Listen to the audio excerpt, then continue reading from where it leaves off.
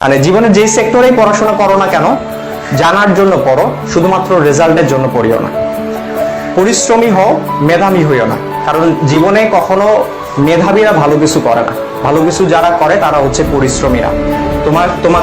তুমি যদি তোমার স্বপ্নটা যদি পূরণ করতে চাও, তাহলে অবশ্যই তোমাকে পরিশ্রমী হইতে হবে, এবং সেটা হচ্ছে জঘন্য রকমের পরিশ্রমী হইতে হবে। এখন তুমি যদি বলো কি রকম ধরনের পরিশ্রম করবো ভাইয়া, তাহলে আমি বলবো একটা পুকুরের মধ্যে তোমাকে যদি আমি যে চুবায় ধরি, তাহলে তুমি বাঁচার জন্য যেরকম ধরনের ছটফট করবা, তোমার পরিশ্রমটাও ঠিক এরকম ধরনের হইতে হবে। তুমি যদি স্বপ্ন পূরণ করতে চাও, তাহলে তোমাকে কি করতে হবে? কঠোর পরিশ্রমী হতে হবে। মনে রাখিও, মেধাবী আর পরিশ্রমী এই জিনিসটা কিন্তু এক জিনিস না। মেধাবীরা কখনো ভালো কিছু করে না, জীবনে যারা ভালো কিছু করে তারা হচ্ছে পরিশ্রমীরা। ঠিক আছে? তার মানে তোমাকে ভালো কিছু করতে হলে, তোমার স্বপ্নগুলোকে পূরণ করতে হলে অবশ্যই পরিশ্রমী হতে হবে, এবং সেটা হচ্ছে ভয়ঙ্কর রকমের পরিশ্রমী হতে হবে।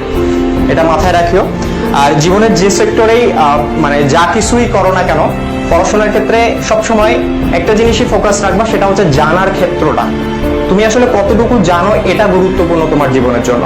তোমার রেজাল্ট কি আসলো, তুমি কি পাইলা, এ প্লাস পাইলা নাকি গোল্ডেন পাইলা, ডাজন্ট ম্যাটার।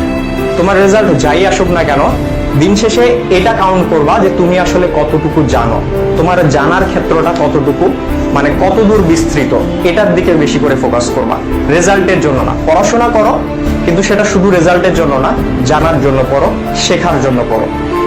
পরীক্ষার ওই কয়েকটা নাম্বার, পরীক্ষার খাতার ওই কয়েকটা নাম্বার কখনোই তোমাকে কি করতে পারবে না, যে তোমার লাইফটাকে বা তোমার ক্যারিয়ারটাকে গড়তে পারবে না। যেটা গড়তে পারবে সেটা হচ্ছে তুমি আসলে কতটুকু জানো, এটা জীবনের জন্য গুরুত্বপূর্ণ।